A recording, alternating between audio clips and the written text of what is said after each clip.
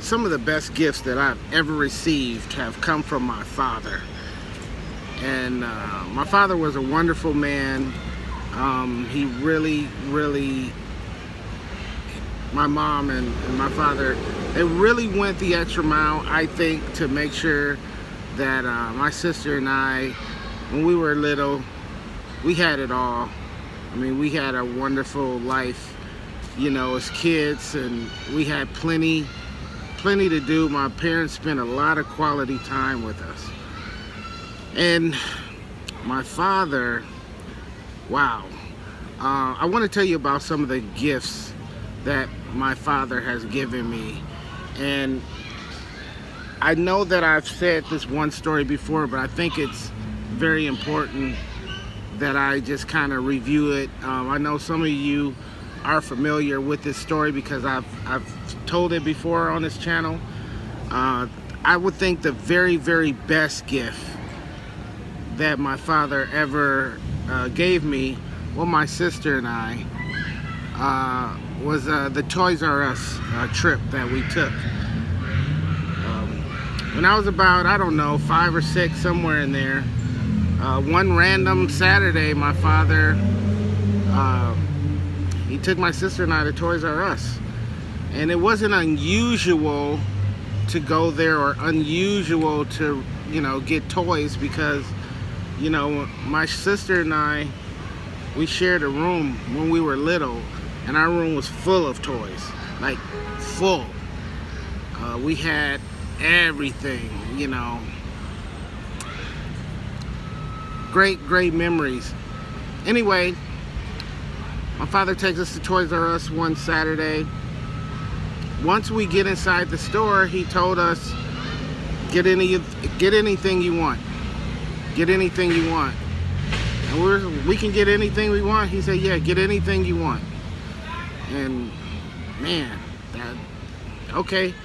So we grabbed we grabbed a shopping cart, and we took our time and we went up and down each aisle, up and down.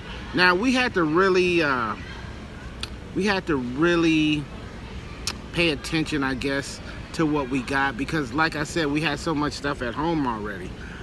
Like I had already had the $6 Million Man lunchbox. I had a BMX bicycle already. I had various you know, action figures and things of that nature. Lots of comic book and pop culture related toys and things of that nature. So there was a lot of stuff that we didn't get because we already had it. But there were other things that we were grabbing, and I don't remember everything I grabbed. I don't remember anything that my sister grabbed. I think she did grab a second lunchbox. It was not strawberry shortcake. One of them type of girly cartoon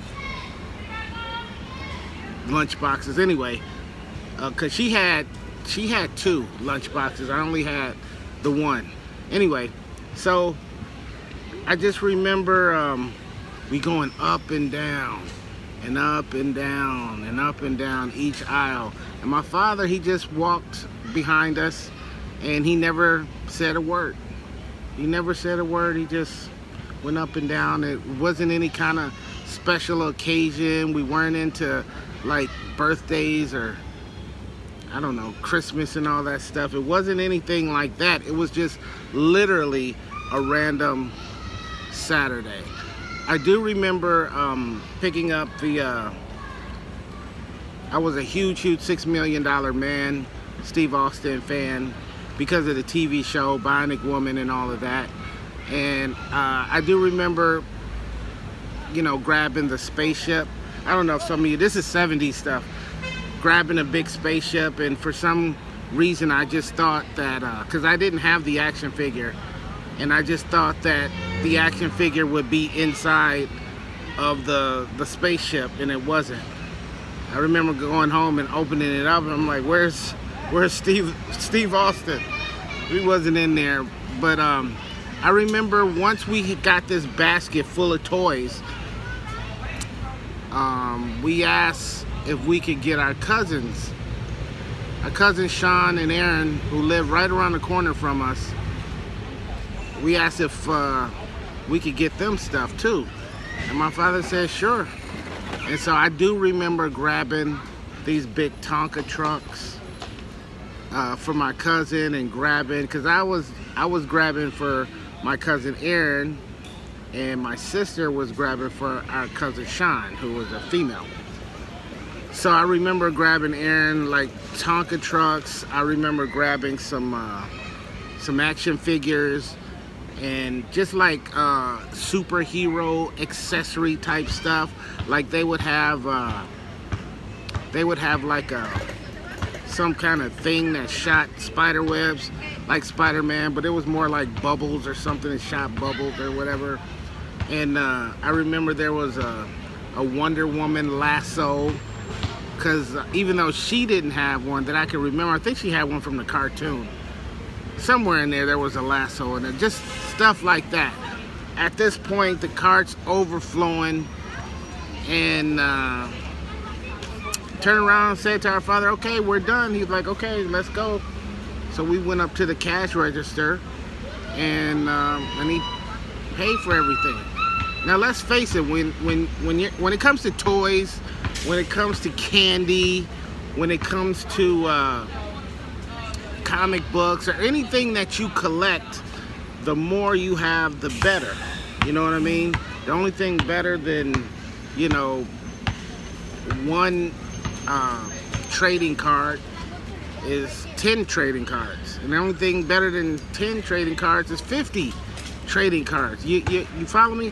So just because of the volume, the sheer volume of toys that we got in that one trip, that to me makes it the best gift that I ever got as a kid, you know, because there was just so much of it. I wish I could remember every last single toy, but I don't. But it was a lot. It was, you know, just think of your average grocery store cart and just imagine it being like overflowing with whatever. That's how many toys we had in the cart. And who knows how much that stuff costs. You know, I remember I was into the Mego dolls, any kind of action figure, the G.I. Joe with the Kung Fu grip. You know, the 70s were the best for toys. 70s and 80s, all the way up to like the mid 80s were like the best in my, all the Evel Knievel stuff. Big fan of that stuff. Super duper cool stuff that came out in the 70s. But anyway, that was, you know, I would say the best. Now what I want to share with you on this video pretty much is, I'm just gonna say this comes in second place, and it does include some of my favorite things in the world. Anyway, my father, he was like a nurse, registered nurse, something. He was in a medical field, and he worked at the VA hospital because he was a veteran, and he worked all these crazy shifts. You know, there was no telling when he might be home and when he wouldn't be home. My parents made really good money too, and because of his shifts, the different shifts that he would work, you could find my father in bed asleep at any time of the day or night. So it wasn't unusual to see him in bed, you know, whenever. I remember coming home from school. One day, and he called me up to his room. It was like a 2-story house. So I ran upstairs, I ran in his room, and in his classic fashion, he was laying in the bed. He was laying on his back, and he was watching the TV. And I remember he said, "Hey, I got something for you. I got something for you. I got a surprise for you." And I remember going, "What? What?" I'm like 5 or 6 at this point. And I was just, "What? What? What you get me?" And he said, "Well, you go clean your room up first." So I took off, went in my room, like cleaning everything up, got everything nice and neat, and then I ran back to his room, and I said, I cleaned my room, and he's just laying in bed. He's like this, laying back, and then he takes the cover, because he got the blanket on him, like from the waist down. He's got the blanket on him. He grabs the blanket and he, kind of throws the blanket off of him, off of the whole bed, or off of him, and laying right there next to each other, side by side, were 2 comic books. And these were the comic books.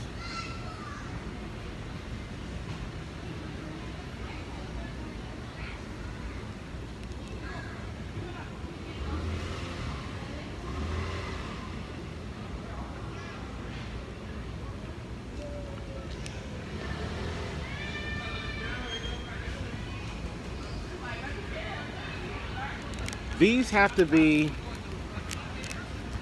2 of my most favorite comic books ever in life. Ever in life. It's got to be these right here. And I can't tell you how amazed I was just standing there and looking at these 2 books laying on the bed, just poof, side by side. And I was just like, I was so excited, I didn't even know what to say. I was, thank you, Daddy, thank you, Daddy. And I'm running around all yelling and excited. And by the way, this is Amazing Spider-Man number 164. And we all know who that is. And then Action Comics number 467. Isn't that crazy that they were at issue 467 in the mid-70s? Anyway, I just remember these covers just like being so vividly, especially this one with all of the red on here. I just remember it just jumping out at me. And then, who doesn't love Spider-Man? These were, oh man, I was thinking about these books the other day, and I said I need to make a video about these books and share this experience, because I wouldn't say that I'm somebody that gets a ton of gifts. I've gotten my share over the years, and I'm always appreciative. Based off of these early experiences, I'm always appreciative of having or receiving gifts. And myself, I love to give gifts to people. I love trying to make people happy, and so I've given my share of gifts to people as well. But I wanted to share these 2 books with you guys that my loving Father got for me for, here's the kicker, absolutely no reason. It wasn't a special occasion. It wasn't, I don't know. I know it wasn't because of any occasion. It wasn't because of any date. My parents would do this kind of stuff all the time, where they would just do these nice gestures out of absolutely nowhere. And I love my parents for that. I try to be nice and generous to people, just like they were nice and generous and loving to my sister and I. I have several sisters, but my sister Deetra in particular is like a year and a half older than me. So we were the ones that were, you know, the tightest and together all the time. So when I say these things about my sister and I, even though I have more than one sister, I'm talking about my sister Deetra. And yeah, I'm sure she has her share of stories of my parents being generous and loving as well. I mean, my parents separately, they used to read to me, you know, or they would have me read to them. We had the whole entire set of encyclopedias in our home my entire life. We had there was a volume of books called Childcraft. I think it was called Childcraft for kids, something like that. No, that was the magazine. That was the magazine. Not that. We had that too though. But there was like a volume of, like, let's just say children. I think it was Childcraft. Children's like an encyclopedia set, but made for children. But it wasn't like the adult encyclopedia. We had both sets in our house. We had plenty of reading material. My parents made sure of that. And on top of that, I just remember we used to go to, they would take us to Disney on Ice. They would take us to the movies. We saw all of the Disney movies. We used to have we had so much. We had so many toys. I mean, we didn't have everything known to man, but we had a lot of stuff to keep us busy and to keep us educated and to contribute to our education. And I love my parents for that.